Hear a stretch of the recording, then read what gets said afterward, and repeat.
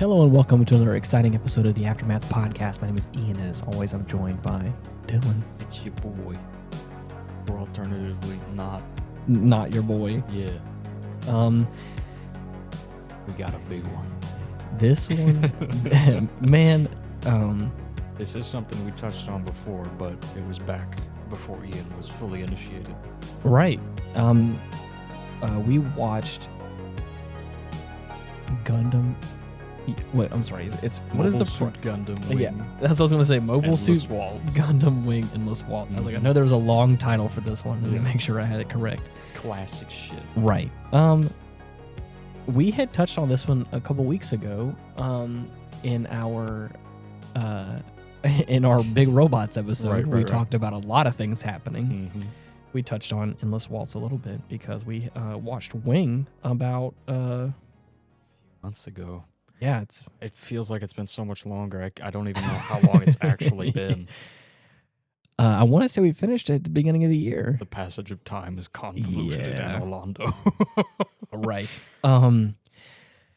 So we watched this one a little out of order. If for those of you who listened to the episode a couple weeks ago titled Shape Memory Alloy, which I was very proud of that one. Yeah. We kind of watched it out of sync, or out of order, if you will. I had gotten my hands on the Blu-ray for Endless Waltz. This was like the entire collection. I think it included 2 recap movies for the series itself, which I didn't know about. Right.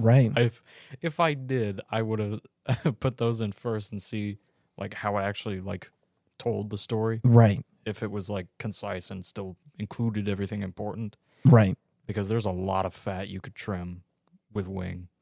Oh yeah. Like 40-something episodes. There's a lot of episodes in there. And a big thing about that show that I remember is that there was not only was there like a theme song every episode, which is normal, right? But there's also like a recap, like of things that are going on each episode, and like it changes probably halfway through the series. I think it changes once or twice. But there's a couple of times like the first like 5 minutes or so is like recap of like what's going on, but like setting established. Right. Organizations, factions, right? Events. But it's not like an updated one of after each episode. I mean, sometimes it was like they would add like little bits, but it was like pretty much the same thing every time. So I think that's a lot of stuff too. Like if you trim out a lot of that, like I think it could cut down the time of each episode too. If we go back, I'm sure we could recite the opening monologue like after a colony. Right. It was every time it would start off with that, and it was like, I mean, it was okay. It helped ground me in the universe a little bit more each time, but it got a little repetitive after 40 some episodes. A couple of the shows in the series end up doing that, which is almost like a nice little buffer before the episode starts or before you continue from where you left off. Yeah. Gives me time to open up the snacks without having to worry about like making any noise over the dialogue so we don't miss anything important. Of course. We watched Endless Waltz first. And Ian was like, "Wow, that was cool." Oh, right. And I was like, "Buddy, wait till you see the show." Right. I remember thinking all this was really cool. Loving the suit design. Oh yeah. Loving everything about it. Eek. But I was really lost as far as like how the story who's who, why is what's going on important. It's like, man, I have no idea what's going on, but this action is fucking phenomenal. There's a handful of things that happened in this movie that I was like, I don't remember that happening. Yeah.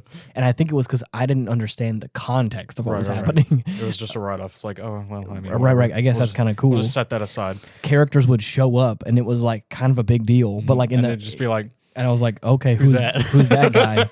Why is that guy so aloof while this chick is like apparently been waiting? What is going on with that dude's hair? Right. It's like a lot of that kind of stuff that my initial watch through, I really don't remember anything about that because it really didn't hold any significance in my head. Yeah. I mean, obviously the big thing that I remember the most, because obviously it was the climax of the whole movie. Right. Was the ending fight sequence, because it was like you don't really got to know the plot to know what, like, right. That's just cool. Big robots shooting shit You and kind of like it's like it's kind of a big deal. Right. That's like the big thing I remember. And I remember that little girl and like I remember like key things, but nothing in context. Right. So now having but watched, now you've got the whole picture. right. So now having watched the entire Wing series. God, dude, looking back on it, I would have slapped myself in the face if I tried to get you to watch this with me. Yeah. It was just a fucking like sink or swim moment. I do this with a lot of shit though, and it sucks. What do you mean? Like, I'll show you something cool, and it'll be like, hey, why don't we just watch what it's from real quick? Right. But it's like a sequel to something or part of a pre-established universe, and I'm like, why don't I just start you from the beginning? Why don't I just like help you understand what's happening here? Yeah, it's always a retroactive solution that I end up going with, because more often than not, I do not own right, the original. I'm still working on that. Hey, you've gotten pretty good. Yeah. Anyways, I don't think it ruined the franchise. The only thing that I think that it did, and again, I touched on this in the previous episode, but I'll say it again, is that I think that watching Endless Waltz and then going back to the original franchise, I was left wanting a little bit. I was like, I know how cool this is going to be. And I was like, not to say these suits weren't good or weren't cool looking, but their Endless Waltz designs were like kind of peak, like of what top of the mountain. Top of it. Which again fits in with, the sequence of events and obviously the whole story. Like it all makes sense. Right. Yeah, for those of you who have watched it or understand, like Endless Waltz is kind of like it's obviously like the climax of the franchise. Right. From what I've read, we won't get it. We'll get to that later. As far as what's been animated, it is exactly. So going back to Wing, I remember watching it, and it's one of those kind of animes where there is 40 to 50 episodes, and they really take their time. Right. They really get in the weeds a little bit. It was a good show. There's a lot of characters at play. Yeah. I think characters has never been a more appropriate term. We have an ensemble cast of like 5 core angsty teen boys. Right. And pilots with attitude. and each one of them are like unique in their own way, which is really cool and helped kind of diversify each one of them. Yeah. But then on top of that, there's also like a pretty expansive cast list of like other like important side characters as well. Yeah. And tertiary rogues gallery is. Yeah. And also like pretty interesting like antagonists as the show is going along. Oh yeah. It's a great show. I feel like it goes on. Wall. I feel like the hardest thing for me to wrap my head around, because I have really jumped in headfirst in the Universal Century series. Right. I've kept you pretty well rounded. Right. As far as like, because I mean, we're sticking pretty close to UC to start you off with. I feel like that's a pretty safe point to start. But I also kind of requested it too. Like I have. Hold on, everyone, buckle up real quick. Yeah. The first thing I got shown was Gundam Unicorn. So the first thing I got, the first installment in the series was like, holy shit! What am I watching? In the thick of it as you could get. I mean, like deep. Jesus Christ! Knowing that now, I'm my like greatest shame. Yeah, right? So that's what I got started off on. And it still holds a very special place in my heart. But I also want to know why I started you off there. Why is that? Because I was so scared that the old ass late 70s animation of the original series would turn you off. Really? Yes. Because for some people it's just too old. Right. Like I get it. They can't watch it or take it seriously. And I was worried it would have like ended up that way for like all of you. Right. What I can say, I can't. I don't know the perfect answer for that, but what I can say is that I think that you did a good thing. In the way that you did it. I had to start you in the middle of the book and then take you to the start. But I think you did I think the decision was right because kind of like we did the same sort of thing for Godzilla for me. Right. We got you introduced me into the new hotness, the new hotness, brand the new stuff, good stuff, and then we kind of like have ping ponged around, but then like worked our way back in. Let me show you the OG stuff. And I think I have had a greater appreciation for it. I think it would, for me, I wouldn't say that it would probably have turned me off completely if you just would have jumped me straight into like the old 70s animation style. But I do think that having especially expanded my repertoire of like anime in that style, like watching Gunbuster and Gun X Sword, and what was did we watch another one recently? It wasn't Gunbuster. It was Big O. That too. Yes. Yeah. What was the other one? I think it was Die Buster. So all those animes like that are in that kind of like 80s, 90s kind of vibe, right? Where it has that interesting art style that like I have really kind of fallen in love with. Even some of this kind of has, even Endless Waltz kind of has a little bit of that. Even though it was 98, it still has that really detailed, deep contrast of like colors and shades and stuff, and it looks that entire intro sequence for Wing Zero. Oh yeah, holy shit! Yeah, super good. The most beautiful unveiling I could have found. So I think that to roughly answer the question, I think having seen all that and then kind of we like tiptoed into older stuff. Yeah, I'm like, okay, I have seen the future. I've seen where we've come from, and then I see like where it all began. Right. So I think it's given me a good context of like it's not perfect, a little rough around the edges in some way, but it has its own charm. Right. It's fun. It's cool. This is also where it wouldn't have been going on for this long if there wasn't some appeal. Exactly. And the thing is, like everything in the world, everything's got to start somewhere, and sometimes it's not perfect, or sometimes it's not probably a rocky fucking start. Sometimes it's not always the perfectly rounded out thing, but after years of really tuning it down and really understanding what it is and where it's come from, we get some beautiful gems. Oh yeah, some great shows, some gorgeous content. So anyways, to kind of round out what we talked about with Wing, for me the hardest thing to kind of bring it back around was the fact that this was your first alternate timeline. Right. But it was not only the first alternate timeline, it so closely resembles in some aspects you see things that like as far as like characters and suits and stuff. That it was really trippy. Yeah. Where I was like, where is this happening in the... wait, this isn't the same timeline. I can't even imagine what that feels like, bro. So for me, I was like... Shit. So it felt like... I never thought to look at it that way because I've only like... Right. Of course, I started with Wing whenever it was airing on like Toonami and shit. And a couple other like subsequent airings for different series. But my God, I didn't think of how jarring that might be. And the hard thing too is with every new series we tackle...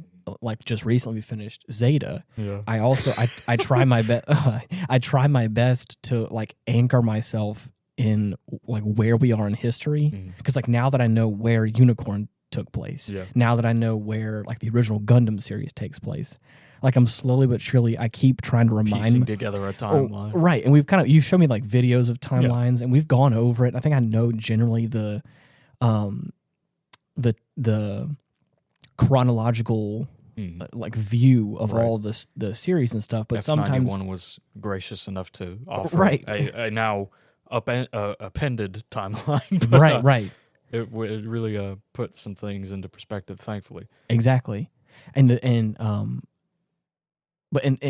reason I'm saying that is because like sometimes there's events that happen in there, and I'm like, oh, so this decisions are being made because of things that like catastrophes or shit that's happened in the past. You know? So for me, it helps. Let's see, when was it the last atrocity? Right, yeah, exactly. Okay, so we're right here. So this is number 3 of the things that are hurling towards Earth. I see. Gotcha. So it kind of puts things into perspective of like how you think they come up with something else. Nah. It's like just grab a colony. You know what? If it ain't broke, don't fix it. You know, right?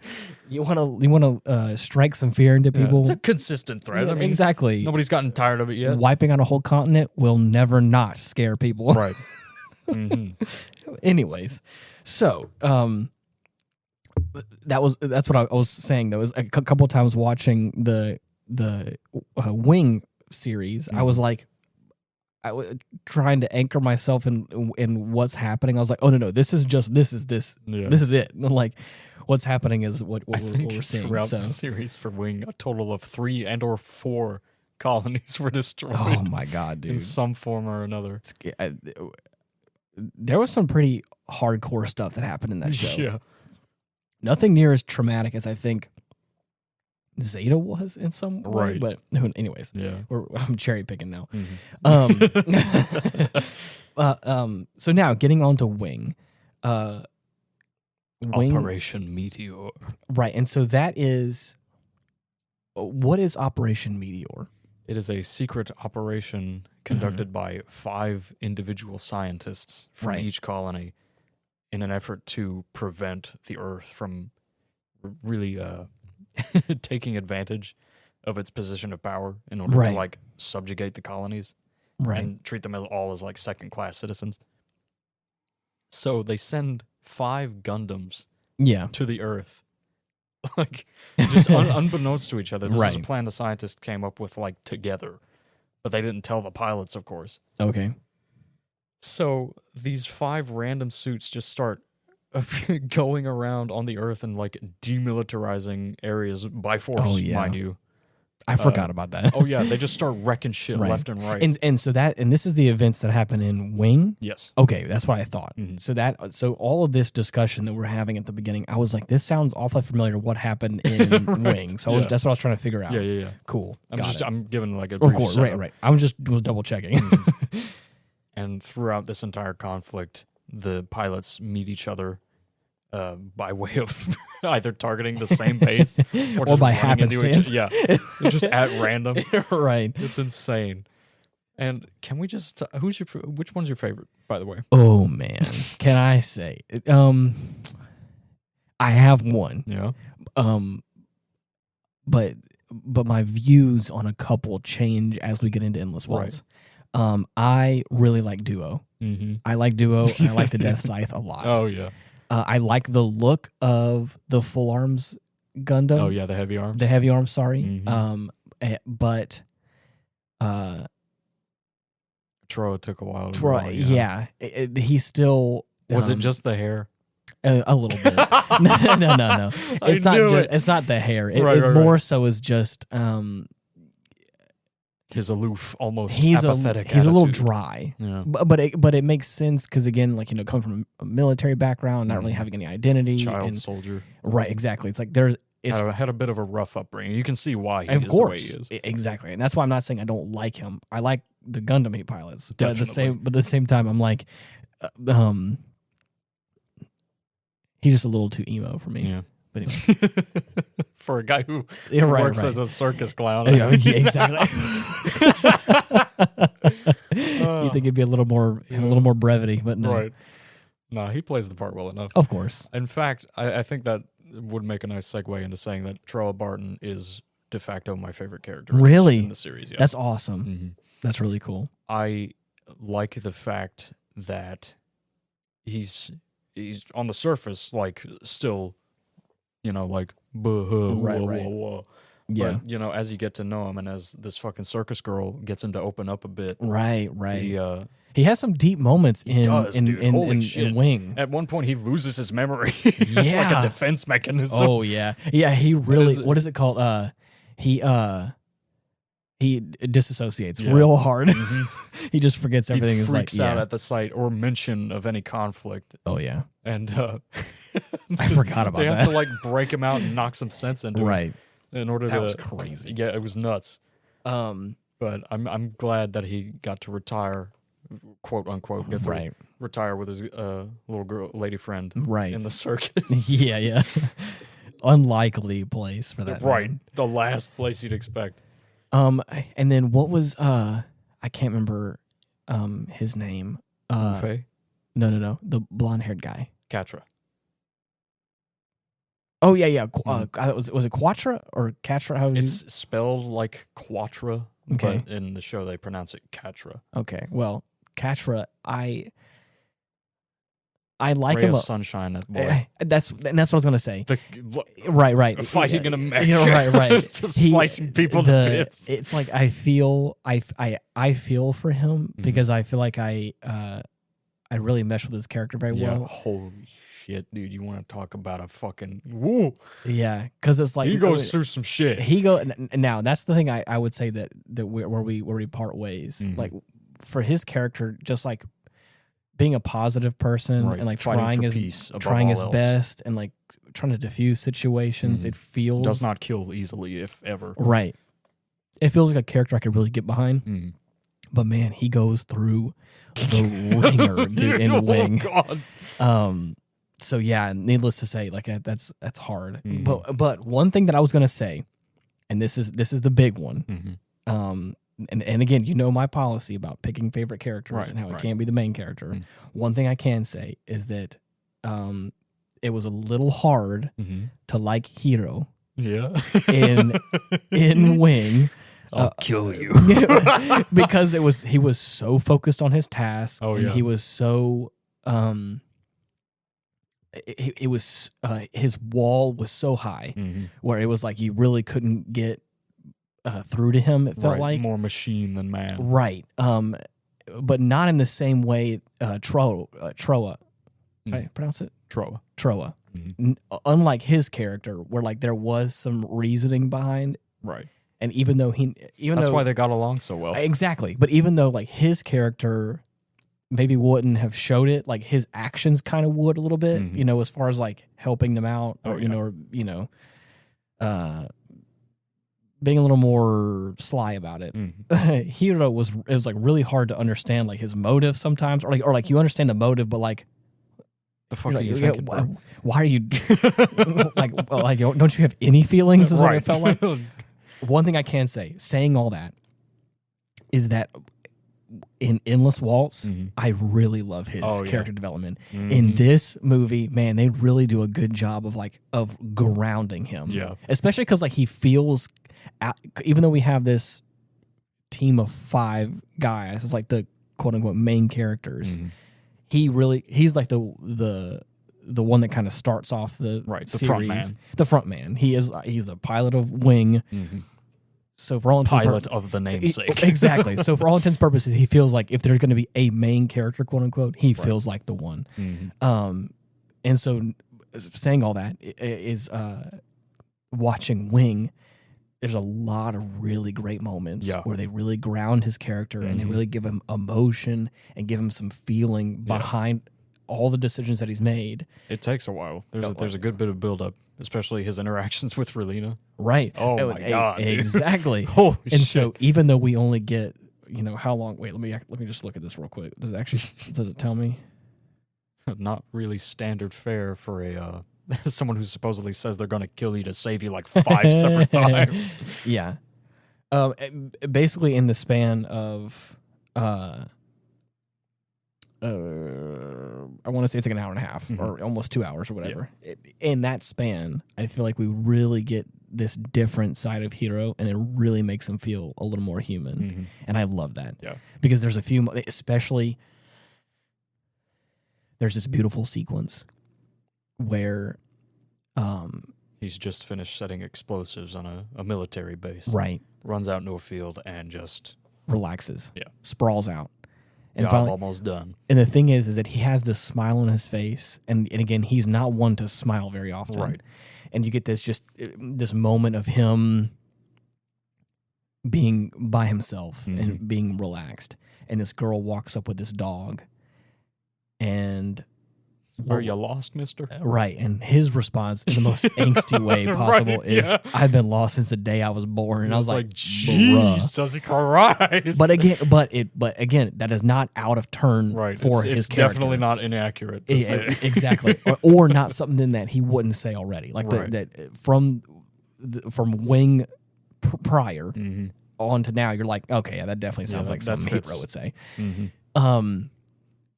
And then this is pre-Relina Hero. Right. He then detonates the military facility, and it starts blowing up these. It explodes. Everything's hunky-dory until one of chain the reactions falls backwards into a building. Yeah. That just so happened to be the little girl's place of residence. Right. But again, a chain reaction happens, and not only does it blow up the military base, but then a lot of the mobile suits start falling over, start collapsing into buildings, and then they start blowing up. And then, like I said, like a chain reaction, before you know it, the explosion, it has gone out of hand. And now, not only have you destroyed... A huge chunk of the city is now in ruins. Right. Not only have you finished your job, but there's a lot of collateral damage that you were not planning on, and it's a lot of innocent lives. Yeah. So anyways. So not only does he's walking through the wreckage, admiring his handiwork. Right. He sees a little teddy bear, and then he sees the little girl's now dead dog. Does the dog die? Motionless on the ground. Yes. Yeah, and it's like, and the second like the camera pans down, and you see the dog kind of curled up on the ground. Yeah. You're like, ooh, that hurts. Uh-huh. And then of course, we can assume that girl's fucking gone. Oh yeah, yeah. They're not going to show that, but that is definitely a done deal. Yeah. And again, at the end of their conversation, she hands him an orange flower and is like, "Well, here, you can have this for you." And and even though he seems cold towards her, and of course she leaves. After this whole calamity takes place, and he finds the dog, he picks up the dog to go, presumably to go bury the dog. Yeah. And the whole time he's holding the flower in his hand, and it's like, so maybe he does have a heart. Yeah, there's a bit of dialogue between what I can only assume is Dr. J or one of the other operatives. Yeah, going why the fuck does he feel remorse for this shit? Collateral damage is to be expected. So get him back in the facility and retrain him right now. Right. He underwent some kind of mental conditioning to be able to supposedly overlook stuff like this. Right. So needless to say, events and stuff take place in this film. And calling back to that moment. Yeah. It's not even just him either. Every one of them gets to have their little flashback moment. They have a whole... Each one of them have a flashback moment of... just like what Dylan had said, they all have kind of undergone some form of conditioning to make them feel emotionless towards potentially innocent lives being lost. Except for Gatra. Exactly. Oh, that just would not work on that boy. No. Well, I mean, hey. If he loses too much, though. Oh, yeah. I wouldn't even say too much. He loses certain people. Just about everything. Just about everything. Then it's like, buddy, I don't blame you. Yeah. You know what? If you've been forced to you've been forcefully conditioned into believe in one way, even though you push back on it. It still possibly is pushing back, and all it takes is that one little moment for you to slip up and break. If you know about it, it's still there. And then there you go. All it takes is for you to trip up once, and then there you are, a killing machine. Psychotic, sobbing maniac who blew up a colony. Right. You know what? Hey. We all have those days, right? Of course. So anyways, like Dylan had just said, each one of them have this moment where they're faced with that. This isn't just a game thing anymore. This isn't just collateral damage. This is innocence. Right. This is war and peace that we're talking about here. These are civilians I'm taking the lives of, indirectly or otherwise. Right. And it becomes very real to each one of them individually. But the one that really hits me, because again, it really feels like it rounds out Hero's character, is that it's towards the end of the film, and he's fighting with Wu Fei, and who has apparently sided with the Marimea right insurrectionists for all intents and purposes. Basically, the rebels, or what we would feel like is the antagonist in this film. Mm-hmm. Only reason he did so was because he doesn't agree with Relina's motives for creating a de-weaponized society of like strict pacifism. Yeah, complete peace. Because that makes him feel like, oh, there's no place for me. Yeah. The only time I feel alive is when I'm fighting, and she wants to get rid of that. Exactly. What the fuck am I supposed to do? So it's like, okay, understandably, but at the same time, he's fighting up against Hero in the Wing Zero, and they're really just going at it. Yeah, it's like Hero's like coming at him with, buddy, our war is over, man. Yeah. Treize is fucking dead. Treize has apparently been living in Wu Fei's head rent free. Even if he's fucking dead, that motherfucker can't let go. And he even says that. Yeah. He's like, he's I'm dead. Fighting he's against he's this ghost every fucking day. Fighting against him every day. And what am I supposed to do? Holy shit, dude. And then, of course, as Wu Fei, like, he finally, is like, I can't fight for a cause that is total pacifism. I can't do that at all. Mm-hmm. And then it's like, so you're saying we should just keep killing indefinitely? How many more people do we have to kill before it's justified? And then, of course, right after saying that, Hero's like, how many more times do I have to kill that girl and her dog? Mm-hmm. And there's a little quick there's a little quick flashback to him walking with the dead dog and the flower in his hands, and it's just that quick nod of like that is something that he has not forgotten. Mm-hmm. That is even you've been carrying that shit. You will carry that weight for a while. You may have conditioned him to cover that up and hide it and be a good soldier, but still having nightmares about that thing. Bro. And that's the thing, is the second he said that, I was like, that is the words of a man who has regretted something that he's done. Mm-hmm. Is like, and it hits so hard. Oh yeah. And the second he says that, I was he like, just gives up. When Zero powers off, and he just dives falls into the ocean, and it's like, it is so like, okay, all right, take 5. But at that point, take your time. Like the second he said that, Wu Fei is stunned. Right. He's like, but I'm talking about for me though. I was like, this brings this character into a whole new light for me. Mm-hmm. Having gone through all the stuff that he's already been through, and even though all that was even before Wing, it's like that is all still carried with him, and he may be able to hide it. But now we're at the end of the road now, and it's like we got to make some hard decisions here. Right. And now we're never, bro. And by God, I'm going to fight. Mm-hmm. So, anyways. It's funny to me because at the beginning of this, they're like in the process of getting rid of their Gundams. Right. Because with peace attained, I mean, there's of course. No need for them anymore. So Duo and Katra say their goodbyes and are going to send them into the sun. Right. And of course, it's like that stereotype you see in like any sleeper agent movies, commando movies, or retired special agents, where, look, I know you said last time this would be your last job, but we got one more in the we got one more job for you for this one. And I wouldn't ask anybody else. A colony declares its independence under the guise of supplanting the current rule with this little girl who claims to be a descendant of Treize Kushranada. Right. And now, this whole insurrectionist movement begins, and they're like, fuck, dude. Not again. I'm so fucking tired. I just want to stop. So, of course, Duo links up with Hero, and they're just like, fuck it, we ball, and are raiding the colony. Not only that, I love how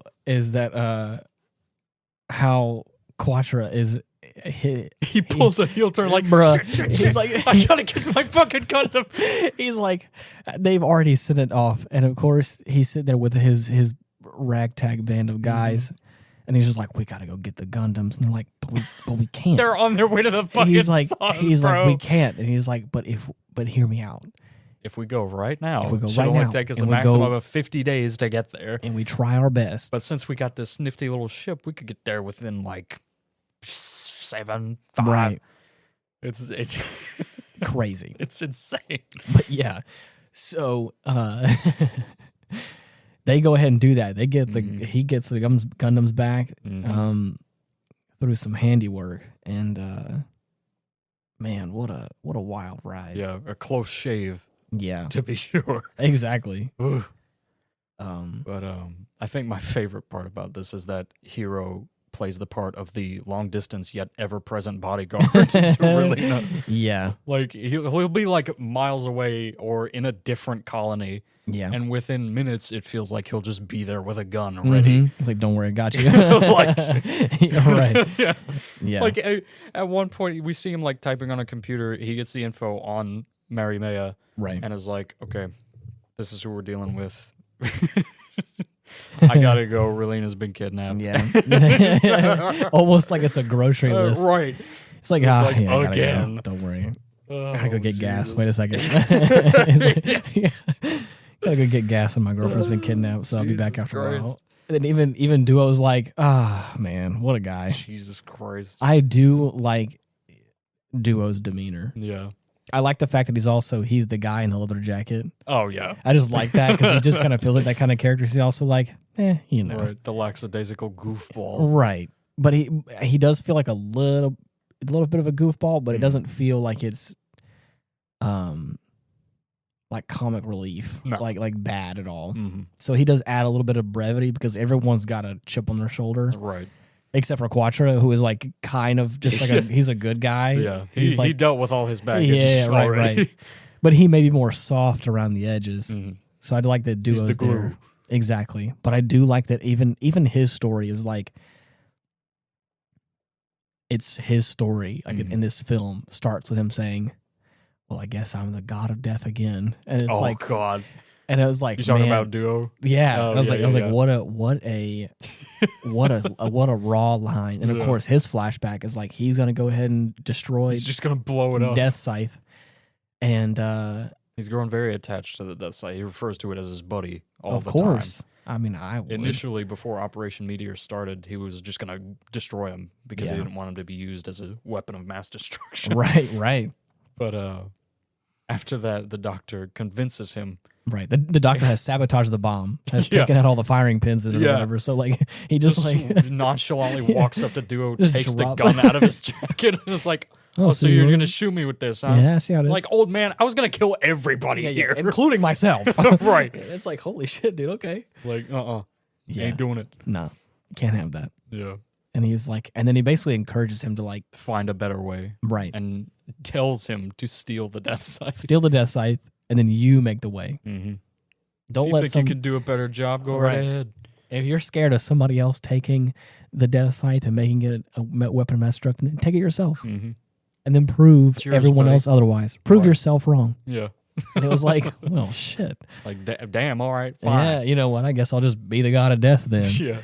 But I love that that's like his term, is like his name. Oh, yeah. The title. I love that. I think it's so cool. I like a good title. Oh, yeah. So, but yeah, it's a great film, and I think it really does a good job of like concisely rounding out the each of the characters independently. Oh yeah, I think it did a pretty good job of finishing up. What was his name? Wufe? No, Tall Geese. Oh, Miliardo. I think it did a good job of even like bringing him back in a way. And then him and his... Oh my god, dude, that fucking... Holy shit. Okay, so this... That was great. This facility, like this asteroid facility that the big bad, for all intents and purposes, is like staged on, got most of his forces there. It's like the deployment point for his army. And... it's so good because they've got like a monitoring system around the facility, and Dekium, I think was his name. Yeah, Dekium Barton. Yeah, one of the old royals from days long past. Initially, Operation Meteor was their idea of conquering the Earth and just ruling with an iron fist. He is up in the the bridge of this facility, and one of his goons is like, "Sir, we've got motion on the radar. It's a single mobile suit heading towards the colony." Damn. And he's like, "Bring it up on the display," and it's the fucking Tall Geese 3. The most dangerous version of that suit, just strolling up to your front door. Oh, yeah. Like, hey. Not even just strolling up, flying. I mean, at remarkable speeds. Yeah. Right away, he takes out one of the scout ships just by shoving the beam saber in the bridge. At first, I thought that was the one that leader was on. I thought he just killed him outright. No questions asked. I was going to say, he just like straight up killed him first shot. And I was like, oh my God, he means business. And then, of course, I was like, oh, no, it's just one of his other ships. But still a boss move, though. Mm-hmm. He strolls up to this facility with a cannon that is fully capable of destroying the entire base. Oh, yeah. And he's like, hey, stop. Or else? Right now? It's like, oh, you silly bitch. What the fuck are you going to do? Don't you know we got hostages here? Now, this stalls him. Right, of course. But I'll hear you out. Yeah. Noin and Sally, though, as part of the new organization, the Preventers, were tasked with what a cool preventing right. What a cool name. Ceasing any militaristic uprisings that may take place. We may say stopping. Nipping stuff in the bud. Yeah, right. If you will. They infiltrate this base and release all the hostages. Right now. Of course, they give Zex the go-ahead, and he's like, oh, okay. So he charges up immediately and destroys the entire base. Damn. With one shot. Beautiful. It's insane. With the weapons on some of these. They're ridiculous. It's insanity that they're just waltzing around with these things. Like he just has that. Yeah. No, of course, Dekum is able to escape just very, by the skin of his teeth in a shuttle. And Zex is just left there, like just sitting up in space, like, fuck. And then Noin has to go and pick him up. Like a toddler at daycare. Dude, and I love that. I love... what would you call that? The reunion? The reunion, but I love the dichotomy of of the emotion of the scene. You better hope one day that you get a ride or die bitch like Noin. That's what I'm about to say. Like, god damn. That's what I'm about to say. She's about to pull up to pick him up, and he's just sitting there reading his book, or reading something. And he's like, oh, is that you, Noin? And and he's like, oh, how you been? He's been gone for 2 years. And he just like, oh, hey, how's it going? And then she's like, I'm coming to pick you up. And he's like, oh, thank you. She's like, and of course he's like, I missed you. It's been a while. Right. And then he's like. She pulls up with the dates. She's been counting down. Right. The amount of time she's like, gone for. It's been 2 years and 3 days since I've seen you, and I really miss you. And he's like, well, I'm glad to have you back. Right. And it's like, bro, like, what? God damn. You are presumed to be dead, and you're just going to stroll up. Mm-hmm. You know what? Yeah. Good on you. Right. I'm not gonna lie. Luckiest man alive. Right. Get you a lady. Get you a significant other that's as loyal as Noe is. Yeah. It's ridiculous. Beautiful. But I love that. I love that they're both just kind of like, hey, it's been a minute, but I'm here. No questions asked. Just a prime and golden example of loyalty. There's even a point where towards the end. But I don't want to get too deep in the end right now. Yeah. There's a point at the end where they're fighting side by side, and he's like, "You don't have to stand beside me if you don't want to. You can go ahead and retreat." She's like, "Bitch!" She's like, "I've been waiting. Shut the fuck up! I've been waiting for over 2 years to be with you, and I'm not gonna miss a single moment of it." And I was like, "Damn, I ain't gonna wait no longer. I'm gonna be right here by your side the whole way through." And it's like, shit, that's some good stuff right there. That's a good woman. That's great. So yeah. Mm-hmm. I was looking up some fun facts and stuff, and it actually apparently says that I don't know if we actually fully know this in the film or not, but it says the rebellion is built on a lie. Yeah. Indeed. What's more blatant is the fact that she was built up to be the legitimate daughter of Treize. Mm-hmm. Something many fans still believe to this day. Really? Yeah, it says if you pay attention to the dialogue and the timing of events, it is plain to see that she cannot be the Duke of Oz's daughter simply because he died well before she could have been conceived. Yeah. Unless humans in space have drastic reproduction changes, which is unlikely. Right. She is a random orphan child fashioned into a puppet. Mm-hmm. That's crazy. You may develop telepathy and or precognition, but right. Incubation periods will not accelerate. Right. It also basically says here that that Endless Waltz is basically the end of anything animated, but it says that many of the fans are divided on the sequel to the sequel named New Mobile Suit Gundam Wing Frozen Teardrops is the full name. It's a real mouthful to say. This novel takes place between 2 and 3 decades after the end of Gundam Wing Endless Waltz. With a more straightforward plot than the original series, and it says that many fans are actually do not consider it to be part of the not canon. Yeah, because they're like, it actually kind of destroys the credibility of the series, apparently. So, but that's some people. But then other people say that they think it's a nice wrap up to everything. So, take that at your own discretion. Right. So, we'll see. So yeah. I am looking at pictures of the Death Scythe Hill custom, and man, I love that. It's super just cool. Doesn't get better. Yeah, it's so good. It says that it says that during the production there were huge burnouts on part of the original director. Really, this burnout seemed to be spontaneous and forced the company to call in a hasty replacement. Oh, shit. That was not only part of the troubles caused by the sudden departure of the director. One of the most infuriating aspects of this is that the new director was never found in the credits after he took over the role as director. That sucks. Instead, the credits still went to the original director.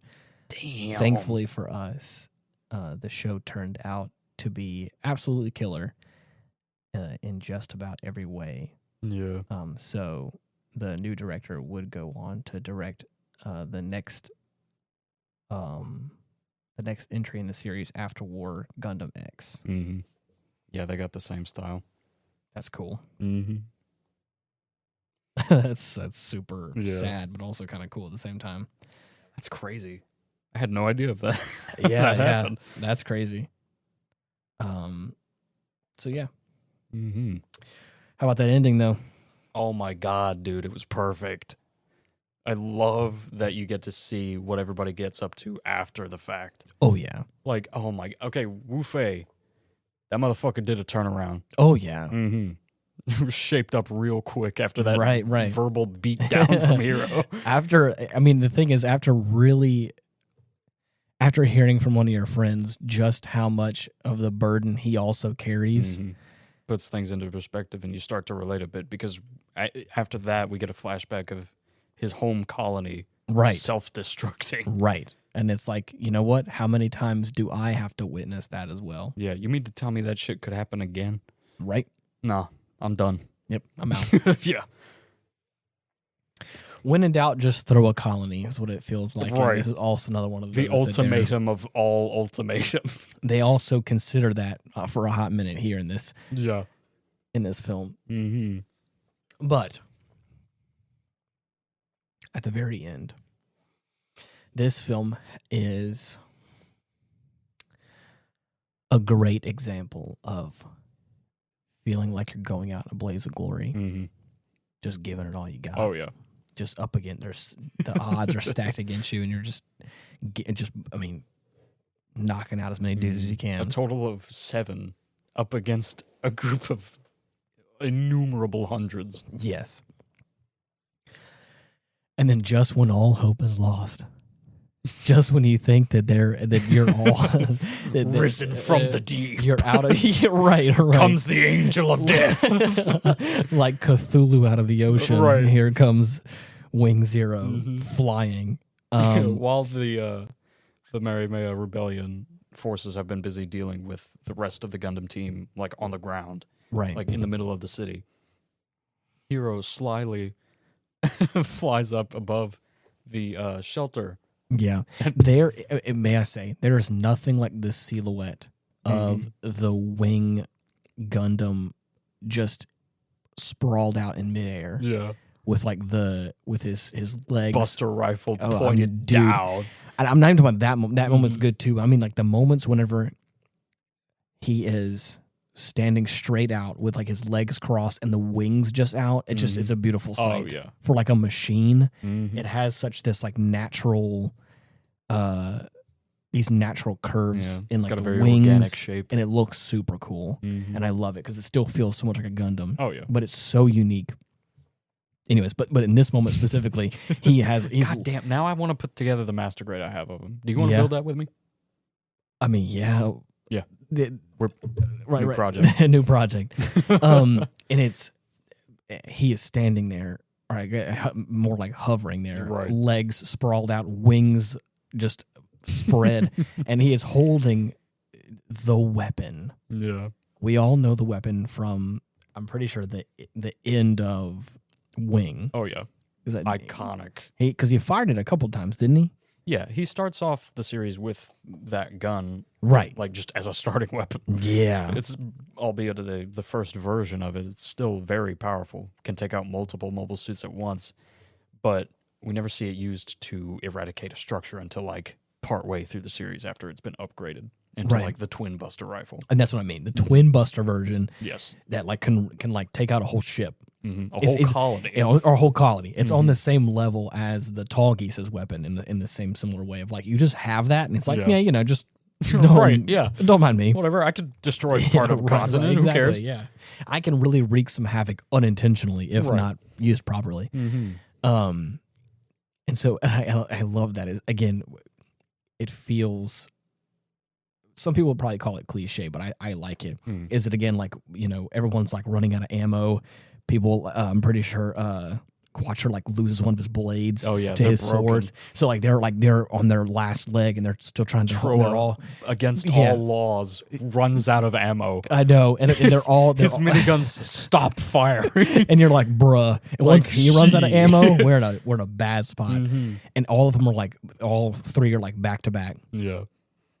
Like cornered, almost surrounded, and then out of nowhere, this little warning pops up on their screens. We get the little radar noise, right, and then we pan up to the sky, and it's Hero, just ready, just fully ready to. And the first thing he does is radio to the shelter. Like, is it secure, bro? How secure is your shelter, bro? Tell me. And Mary Maya decides to mouth off and go like, you can't do anything with that. Yeah. You're practically powerless. Right. And then of course he's like, okay, confirm for me how secure your shelter is. And she's like, fine, it's secure. And it's like, go ahead and admit to yourself how powerless you are. And he's like, Roger that. Roger. And then she's like, admit to yourself how powerless you are. Roger. Yeah. About to knock on your door. Better be reinforced, bitch. He blasts this cannon straight down into the earth as if it is an orbital laser from the Death Star. Yeah. And it shakes the foundation and makes the power flicker in the bunker. Everyone's like, oh my God. Sir. I can't. And before they're even able to catch their breath and like fully figure out like what's going on or what's happening. He fires again. And they're all like, we gotta get out of here. And then instead of the power flickering, it like shuts off for a second and then comes back on and everything's still rumbling for a while. And they're like, he's able to hit us with like 100% accuracy. If we hits one more time, we're exposed. We're donezo. And all of a sudden, like this high and mighty bitch, this little bitty bitch. It's like that was you're powerless. Right. Relina's just like, are you afraid? Yeah. You better be. And that's the thing. That's where the power dynamic changes, and I love it. Because this entire time... Relina's well acquainted with Hero's antics. Well, especially because, like... she knows. Yeah, she knows what's about to happen. Motherfucker works. But I'm talking about the power dynamic from, like, up until now, the confidence was... Marie Mea like had like that girl never wavered. It was always like this kind of like arrogance about her. Every time you see her character, there's no, you can tell that she was bred. Up to this point, she's only seen Relina as like this powerless hostage, exactly. This little figurehead that she's going to use to take over. And that's the dynamic that's kind of been given. Even whenever Relina like tries to like take control and like all that kind of stuff, she's still held at gunpoint. Like everyone else is on her side, so it's like you are the other person in this scenario. Right. And not to say that Relina ever was like felt scared, but you could definitely tell that she didn't feel powerful in that situation.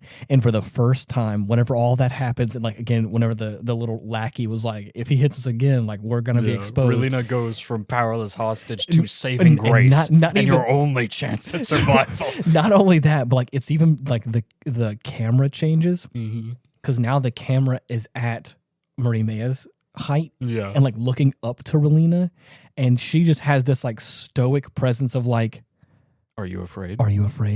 And now it's all of a sudden like fuck. And now you're like, I fucked up, I give up, Jesus Christ.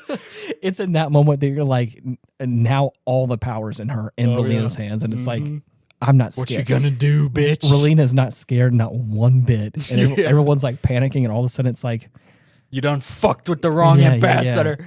You done screwed around with the wrong alligator, and now you're gonna get bit. It's like, damn, is what it feels like. And so, that's like messing with an alligator who has fucking Godzilla on speed dial. Exactly. Jesus. And that's what I mean. Is like we're sitting here, and it's like you decided to mess with the wrong person. And not only that, you also did you just forget what happened in the past couple of years? Like I was saying, not only... You know who I know, don't you? Not only did you mess with the wrong person, but you also insulted him to his face. Yeah. And he would just... He's just like, okay. In one word, basically just said, okay, we'll see about that. Right. You just, right there, sit tight. And do not play chicken with an orbital laser. That's not how this game works. You will lose 10 times out of 10. Yeah. And so needless to say... Doesn't matter how secure your bunker is. The funny thing is like, just to put into perspective how powerful this gun is, on the second shot of the first shot rattles wing 0. Right. The second shot starts to peel off pieces of armor, and he loses his left arm. Right. Just to put it in perspective. He finishes that final shot with one arm. He charges up for round 3, and you're like, bruh, I don't think there's going to be anything left after this. You better be careful, man. And then precisely. And this is the one time where we get is that all of the other mobile suits that were fighting and surrounding the rest of the team are now unloading. Are now underneath or now above the bunker that he's firing at, and are all shooting up at him. Yeah. And I was like, bro, you were downwind of something you don't want to be downwind of. He charges up for his third strike, and then whenever he does, I mean, everything falls apart on the wing. Arms, legs, armor, everything just like blows up. Everything is eradicated. Every extremity everything is gone. Everything's like basically blasted off of it. And there's this one last laser, and I love this shot because we get it from the perspective of the team down at the ground that were like looking up at him. And we get to see a diagonal orbital laser fly down, and then you see explode. The suits are so far away you can't really see them. But all you see is just little explosions that all happen, and then it hits the ground, and then just this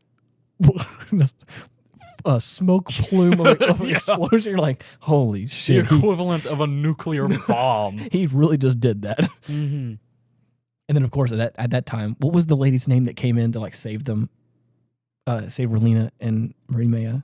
It was I can't remember her name. She was She was Trace's like the glasses girl. Yeah. I can't remember her name though. Oh shit.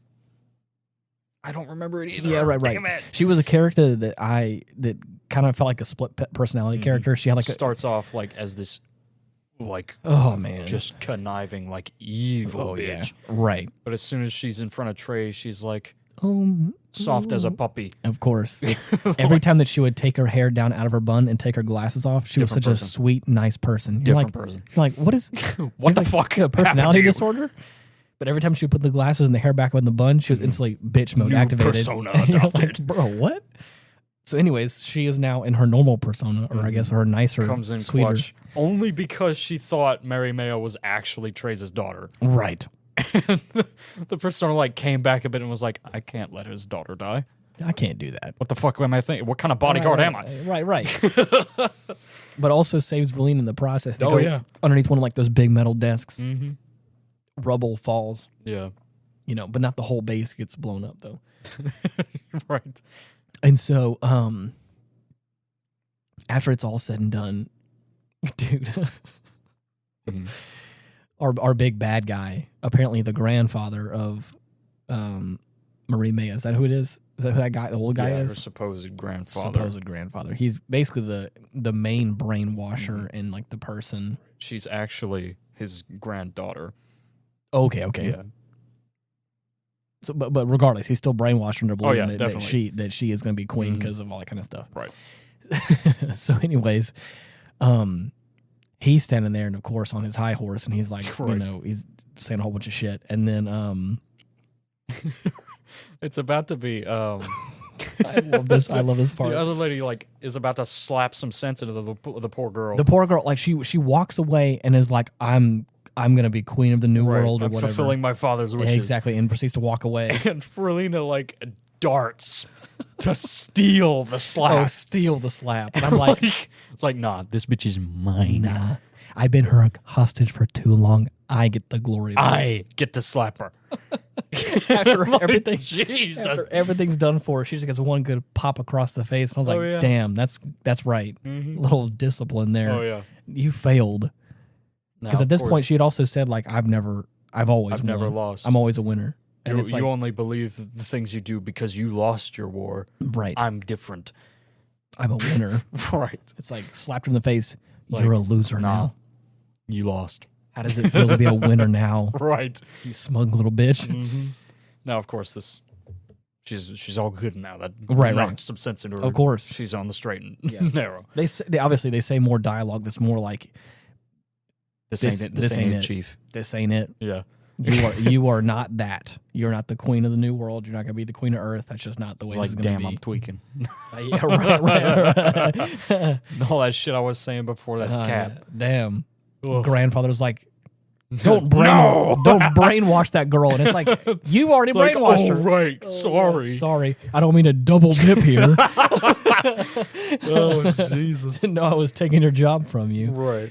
So he's about to shoot Relina. Right. Little girl says, nah, it's my bullet. Steps in the way. Gets shot straight through the chest. Right. And you're like, holy shit. Damn, dude. He just shot his granddaughter. Yeah. And of course he's just like, who cares? I could just make another one. Yeah, right. It's like, okay.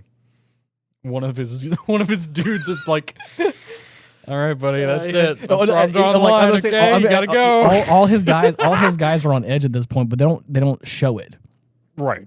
So at that point, then the minute he shoots a child, they're like, nah. Yeah. Not only that, it's like not only did he shoot their de facto leader in some way, he was also like, yeah, it don't matter. I can go ahead and put somebody else in power. It's not that big all that deal. matters is my family's in charge. Right. And at that point, he tries to shoot Relina again, and then of course gets popped in the head. Yeah. But not from the direction you think it is. So he falls off to his right hand side from being shot on his left hand side. Yeah. And one of his lackeys is standing there, and he's like, "The traitor is dead." Yeah, I can't. I'm sorry, Trace. Yeah, I'm sorry, Trace, but like, nah. I draw the line at child death. Yeah, right. And also like lack of any care. Right. It's like, I can't have no that. Remorse. Right. No. It is what it is. Ain't happening, bro. Right. And then with that, it's like, okay, now we've entered a new world now. Right. This was the final trial. Right. To prove that the citizens deserve the peace. And then with that, we hit the end of the show, and then that's where we all kind of... The epilogue states that weapons such as mobile suits and Gundams were never seen again. Yeah. So you know that shit worked out. Yeah. Why? How? How crazy is that? That is crazy. I said this like as it was ending. Like that's my favorite bit of the ending, is that mobile suits and Gundams as a concept have been now like yes, reduced to like a legend. Yeah. Lost to the annals of history as that is crazy. Weapons that saved the world. Right. That is insane to me. It's so fucking cool. That is really cool. Another thing that's really interesting too is like,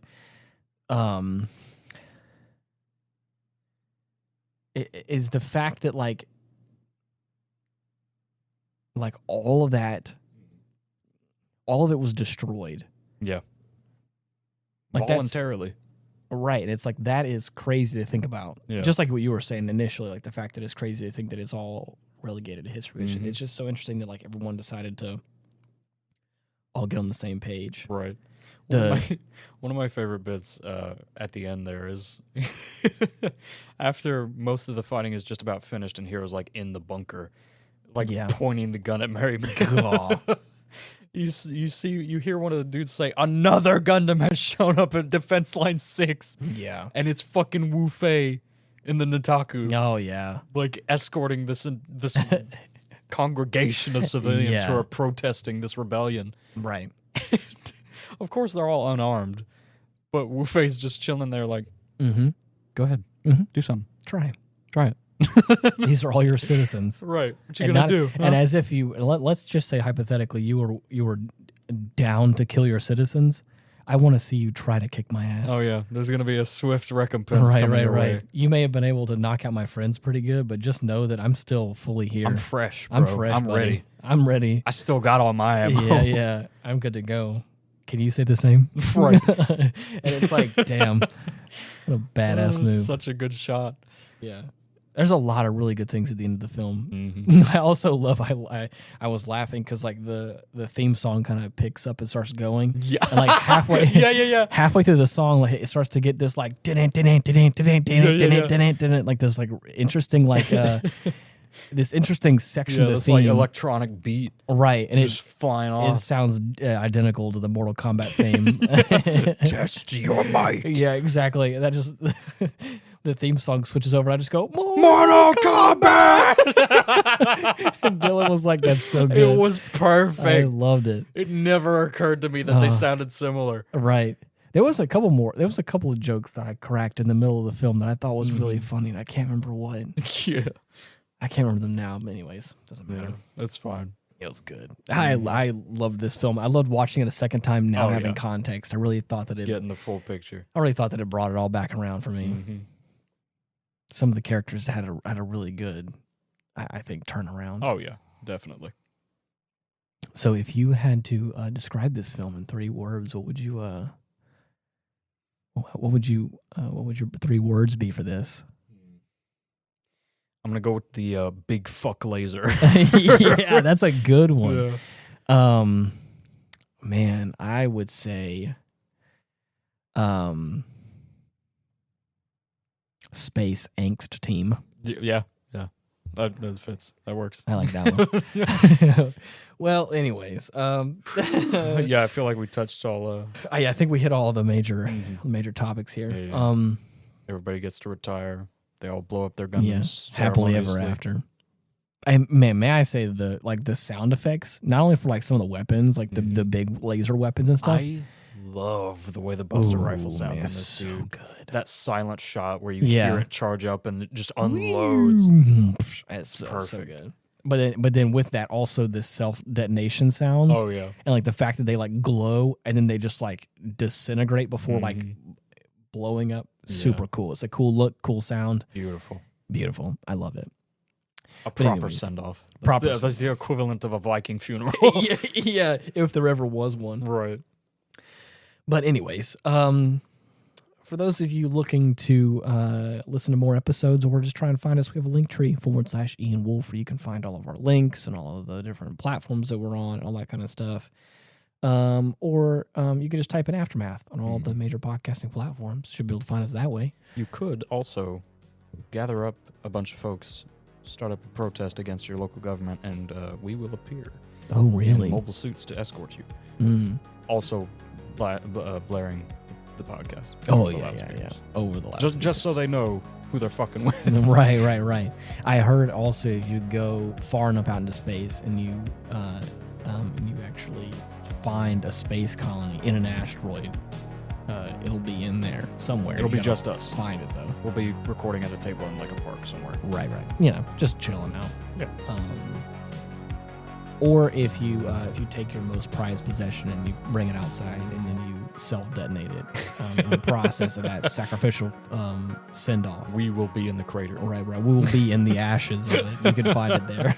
Rising like the phoenix. Rising like the phoenix this podcast is.